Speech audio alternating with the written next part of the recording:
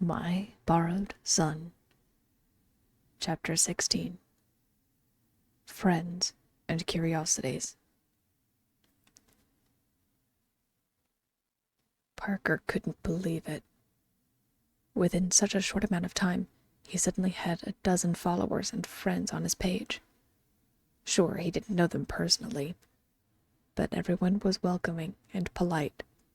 Two things he was eager to report to his mom when she expressed concern. The minuscule boy also made sure his mom knew he was being safe, not giving out too much personal information, and that the topic of his condition hadn't even been brought up. One person commented on his profile picture being interesting, which was a picture of Parker standing in front of his computer screen, but he just explained it was a background, and that he wanted to showcase the platform he was publishing on. Carl was the kid's name, and evidently he and Parker were the same age. All in all, Parker was pleased with his interactions and the people he was meeting. Lots of them had advice and things for him to check out, and he liked all of the things he was seeing. There were sketches of space and vast mountains, as well as the everyday interactions. There were hundreds of stories from writers just like him. It felt nice. It felt like some kind of community with people supporting and helping one another. A sense of satisfaction filled the young teen every time he checked his notifications and saw he was getting the chance to meet someone new. "Just look here, Mom," said Parker eagerly as he showed his mom the latest post he made. "It has almost 15 likes. He looked up into his mom's features and saw her beaming with pride. "That's so great, Parker," she complimented. "Are you going to post your latest story from Mr. Tamplin's class?"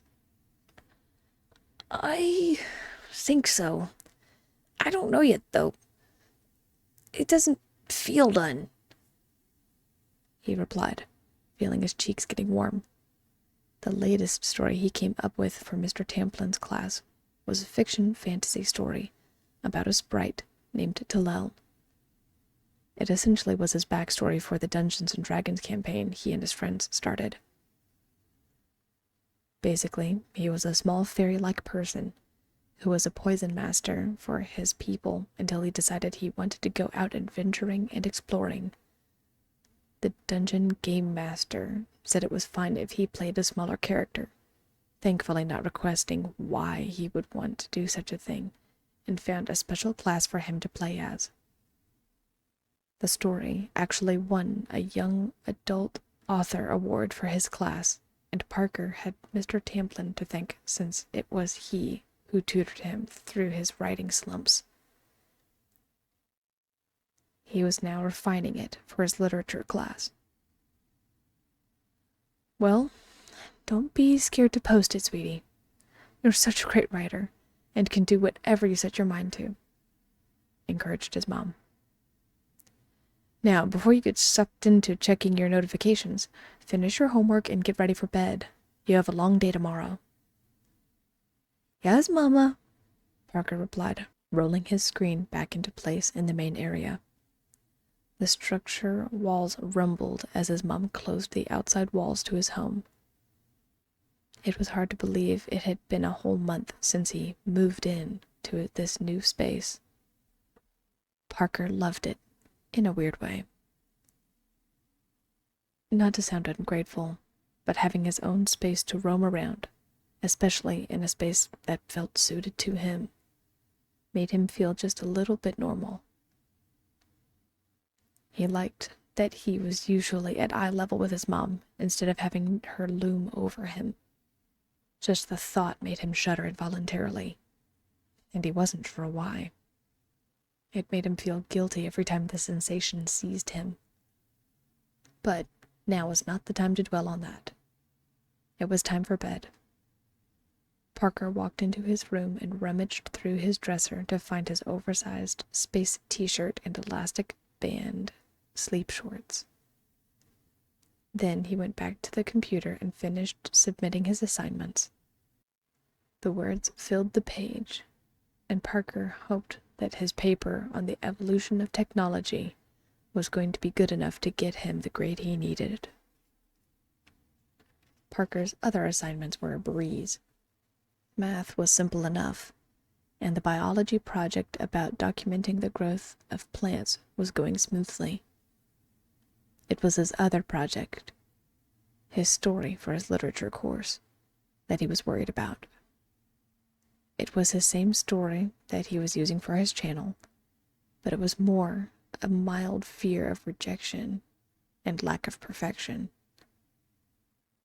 His online friends liked it, but would his teacher, his followers? Parker sighed and leaned against the wall before slinking down further into the chair. His eyes focused on the blinking line in front of him as he stared at the end of the 5th chapter he had been editing. Something about this story felt particularly personal, but Parker remembered hearing once about how writers put more of themselves than they're aware of when they're making characters and stories. Perhaps this was just part of that feeling. The teen sighed and stretched when, suddenly, his lights flickered up above him. Confusion injected itself into his mind as he stared at the wired lights on the ceiling. His eyes flicked over to the wall switch. Perhaps just a fluke?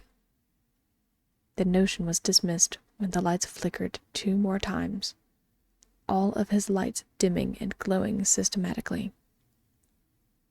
Something raised the hair on the back of Parker's neck. He felt like he was on pins and needles, the anticipation of a drop while suspended in midair. Cautiously, the curious teen stood up and walked over to the switch, examining it closely.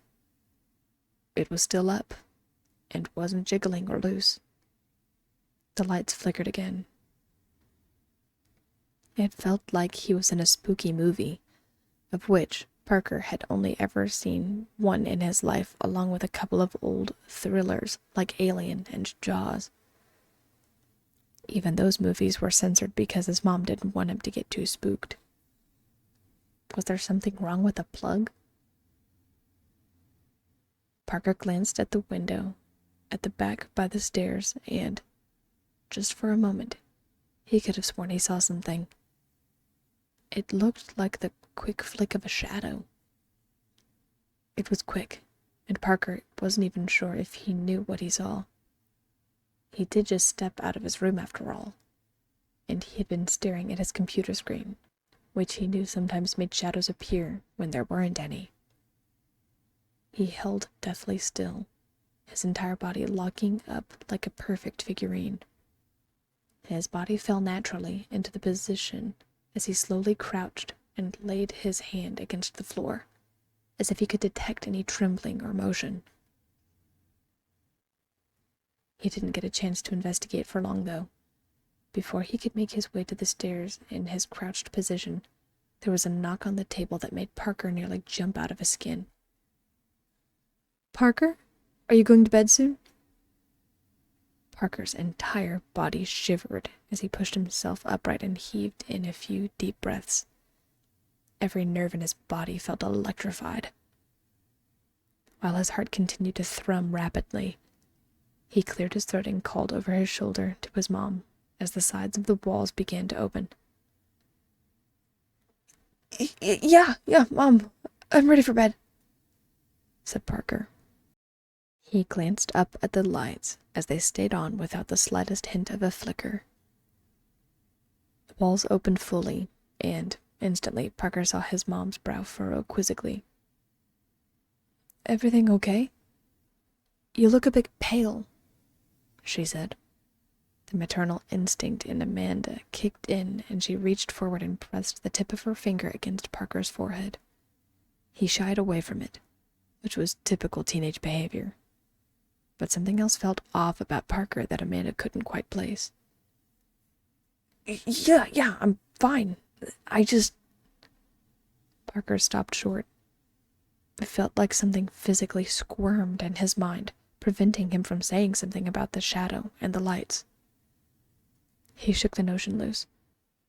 confused as to why this instinct flared up in him, and proceeded with his thought. I just saw the lights flicker and got spooked. Oh? Amanda replied as she glanced over and looked down at the power strip that fed electricity into Parker's place. Nothing looked off about it to her, but she still knelt and glanced around the ground. Still nothing. Well, she sighed as she stood and walked back over to the front of Parker's tiny home. I don't see anything. It looks like it's all plugged in, but we'll check on it tomorrow, okay? For now, it's bedtime.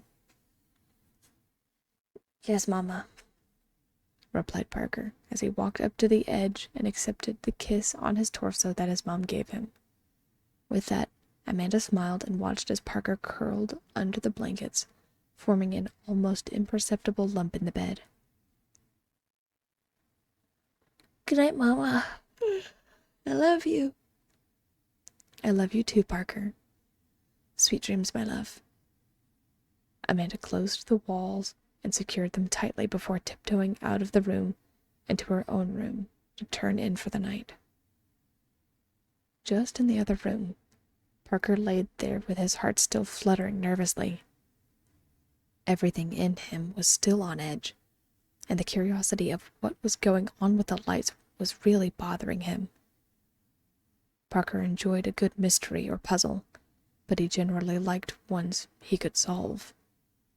This one wasn't solved yet. For what felt like a couple of hours, Parker tossed and turned in his bed as a mixture of homework assignments and curiosities about the power outlet swirled like a mist in his mind. The more the young teen thought, the more it annoyed him that he didn't have the answers. He had had enough. Parker pushed himself up and decided to go and check out the source of the flickering lights. If it was a cable going bad or possibly the breaker being loose, he needed to get a new one as soon as possible. It would be terrible if he were in class and his power went out. His mom said they would do it in the morning, but Parker knew himself, and he knew he couldn't sleep if he didn't at least go and see it for himself. He couldn't afford to not check it out with his presentation tomorrow. The teen stepped noiselessly through his house and exited the front door. As he walked around, he noticed a few things that just seemed, in a word, natural. Sound was amplified. The darkness in the corners of the room seemed brighter. He could feel every tremble in the desk from his footsteps. As he made it outside, a choice presented itself to him. For a moment he considered going down the climbing line he installed himself on the back side of the desk. But he knew if he slipped on the rope and got hurt, which he never did, his mom would make him take down the line. He decided to risk it. It was late. She was asleep. Parker was as sure-footed as a goat, and knew he would be fine all the way down. The temptation was also too great for the teen to resist. Plus, it would be a lot faster. There was something about the experience that was, in a word, liberating. The free fall, the catch, the feel of the rope in between his fingers. It felt natural. The urge to climb and fall and hide never failed to fascinate Parker. Whether it was something his condition genetically programmed him to do so, or if it was some personality trait he possessed, he didn't know. What he did know was the sensation was addictive, and he was itching for a good climb. Parker snagged the line in between his fingers and leaned over the edge of the desk. There was a mild sense of vertigo that swelled inside him, but he loved it. The weightlessness seized him as he let himself slip over the edge, hands and feet firmly in place and secured on the line. The line burned against the teen's palms and against his legs as he quickly descended. It felt like something a secret agent would do, and it felt epic. The moment Parker's feet hit the ground, he felt himself instinctually look around and crouch low. Silently, he stepped across the planks of wood that constructed the floor and walked toward the power strip that was only a few feet away. The whole thing was 4 times Parker's size, but he navigated through the wires with ease. His hands worked quickly to check the buttons and reset panels, and the team could find nothing wrong with any of it. Perhaps something is up with the electrical cover in the wall? Parker wondered silently. He jumped over the stiff cord that led to the wall and approached the trim on the wall, which had small notches in it, so he didn't need to snag a ladder. As he approached, Parker noticed something by the very base of the electrical cover that made his hair stand on end. It was a drill bit. Flathead. It was a tad bit rusty, and Parker didn't recognize it from his mom's kit that she used to help construct his space. He approached and picked it up, realizing it wasn't as heavy as he thought it would be. In his hands, it was about half the size of the drill bit that his mom used, and he realized he could probably carry it around easy enough. But where did it come from? I don't think this is Mom's drill bit. How'd it get here?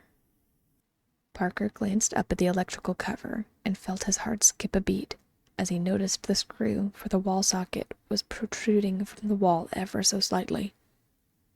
His entire body was shaking now, but he wasn't sure why.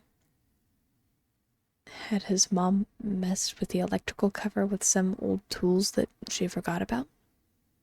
It didn't seem like her. Parker stepped up on the trim, balancing precariously and using the cord to stabilize himself, as he pushed on the very bottom of the electrical cover. With almost no effort, the piece wiggled free, and the screw clattered to the ground. The end looked a lot shorter than the others. He knew because he helped his mom replace the covers a few weeks ago. The young teen took a few deep breaths to calm himself before he dared to peek inside. Engulfing darkness belonging to the wall consumed his vision. There was something exciting and enticing about the darkness in front of him. It felt, in a word, familiar. But why? Parker felt his head beginning to throb as his mind stirred some fragmented memory, but it was hazy and distant. What really set the teen on edge, however, was when he dared to push himself up onto the ledge to peer better into the wall, and noticed something else that made his insides fill with nervous energy. There was something that looked like a pencil mark. 2 lines with a triangle on top, followed by a little check mark on the inside. To Parker, it looked like a kid's drawing of a house with a check mark inside of it. Was this something his mom did? Or was this some kind of construction mark? What was this? What did it mean? The teen stared at the marks and then back to the darkness of the wall. Just like the shadows of the room when he stepped out of his house, the looming abyss of those narrow spaces between the walls didn't seem very dark. It almost seemed inviting. There was something about that confined space between the drywall and the studs and exterior boards that made Parker feel like he was back in his space. It was familiar, but why? Parker hadn't realized that he had been leaning forward to the point where he was barely hanging onto the edge of the electrical cover and leaning into the walls. It took the sound of his foot skidding against the wood and nearly tumbling headfirst into the space in front of him. Startled and shaken, Parker pulled himself back out of the entryway into the walls, forced the electrical cover back into its perch, and hurried back to his room. He was in such a tizzy, the young teen didn't even realize he had gone straight to the secured line he had left and climbed up it in record time, ignoring the staircase mere feet away. His little feet barely made noise as he scurried back to his room, securing the door and slipping under his covers without so much as a squeak. Parker's mind was racing. What was that he just saw? And what was that weird drawing that he found in the walls? He hoped his mom would have the answers. First thing in the morning, he would ask her. She would make everything better, right?